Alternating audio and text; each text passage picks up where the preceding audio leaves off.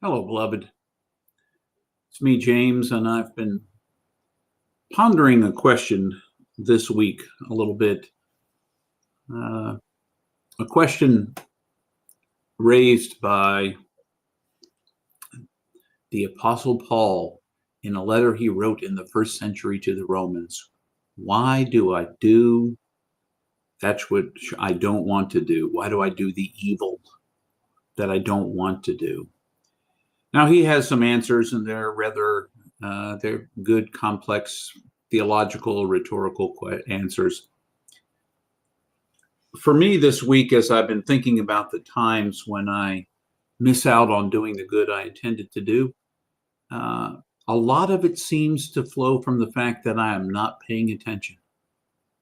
And I mean that in the best, maybe in the worst. I mean that truly in the sense of being present in that moment. Oftentimes, when I just allow myself to slip into autopilot, walking through life, without being attentive to the moments that I'm in, when I'm in that autopilot mode, I say whatever pops up. I do whatever pops up. Whatever is the path of least resistance seems like the path that draws me in. That's what I would say draws me to that thing. So what is it that I can do about that? In addition to or beyond the greatest thing, which is to rely on the grace, the love, the forgiveness, the openness of the divine. Is there something I can personally do to participate in the moments when I find myself doing things I ought not to do or that I intended not to do? And the answer is yes, there is something I can do. And it's to be awake in the moment, to really practice, to really try in the midst of everything else to be there. It does not mean that I won't still do, maybe just as often do, the thing I don't intend to do.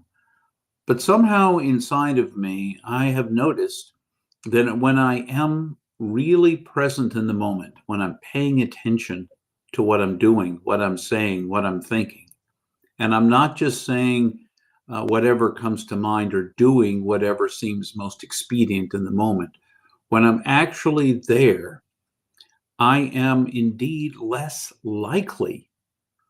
I'm less likely to do that thing that I don't want to do, that I wish I hadn't done.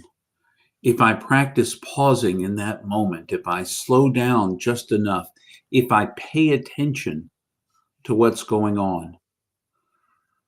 I see it in everyday life in lots of different kinds of ways of paying attention. I've been driving for a long time. I want to say I've been driving about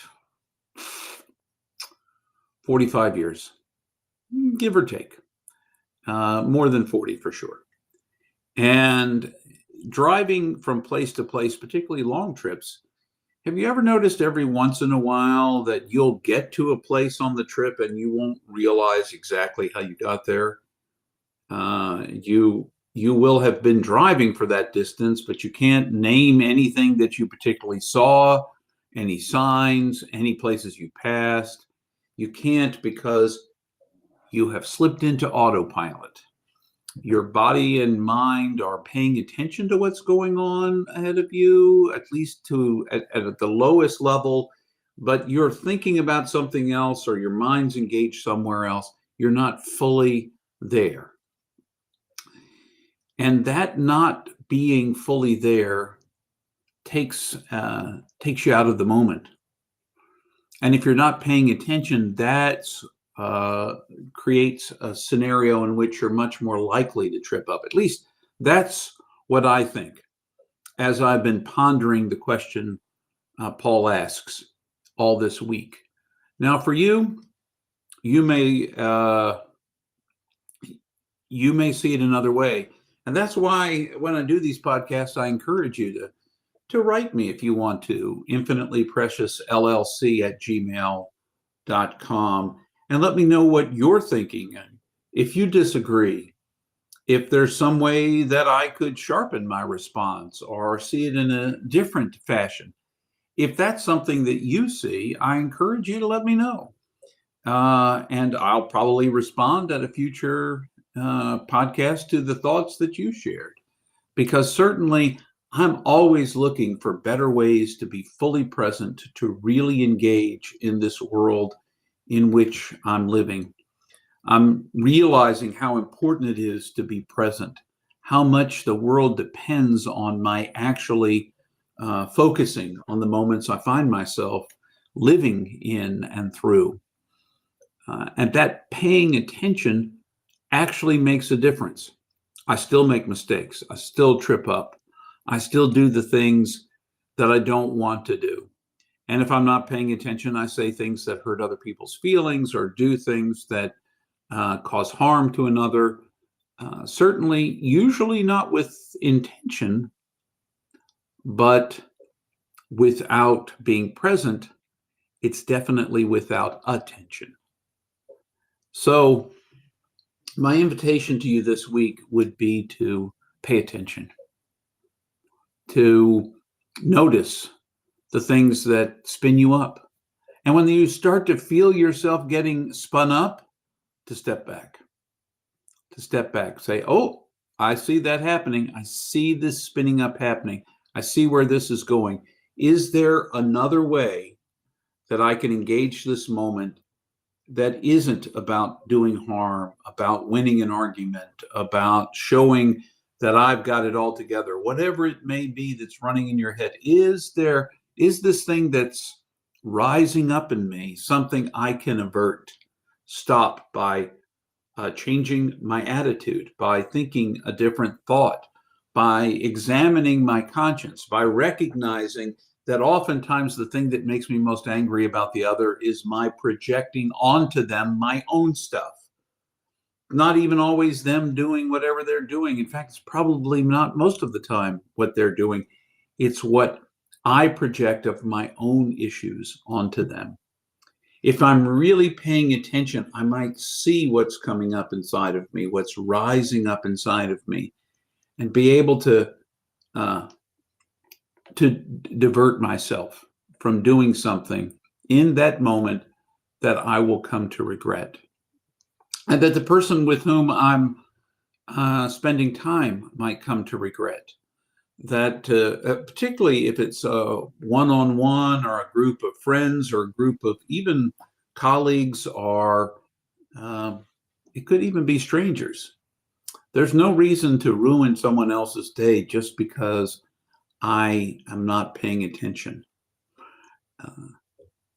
It doesn't mean I won't do it. It's simply an invitation to try my best, and for you to try your best to be fully present in the moment. Paying attention is being there. And if you pay attention enough, the things that rise up in you, you'll begin to see the patterns in it.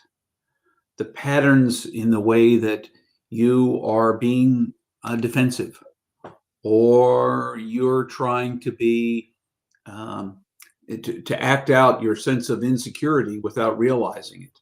Your sense that you're not quite good enough, something about shame or sadness or something that's triggered you from your past can emerge before you have a chance to think about it. Paying attention is not going to make it go away, but it might allow you to pause long enough to catch what it is, and maybe to stop long enough to think about ways that you might deal with it more directly. You don't have to be a certain way. You can choose to go another way. And that's what I'm saying when I'm saying pay attention. Because when we pay attention, we get the moment to make a free choice, to use our free will, to veer in a direction other than the one that is hurtful to us and to the other. Those were the thoughts that came to me this week as I was thinking about that question of Paul, I kept revisiting it for reasons. It's not what I'm preaching about this week. It's not particularly on my mind for any other reason than it just kept rising up. Maybe it was so I would have a topic to talk about in my Friday podcast. Or maybe it's because I need to be paying more attention in my life. It's probably more the latter and less the former. That I need to be paying attention in my life how to best be alive. Because we are mortal, limited. We have a finite period of time in which to engage the world in which we live here, in this form anyway. And as such, we ought to make the best of it. And paying attention is one of the ways of making the best in every moment. Why do I do the things that I don't want to do? Maybe some of it's my own propensity, but certainly a fair portion of it is because I'm not paying attention. So pay attention, and I'm going to do my best to do the same. But paying attention or not, remember always that you are infinitely precious and unconditionally loved for the gift you already are. Until the next time.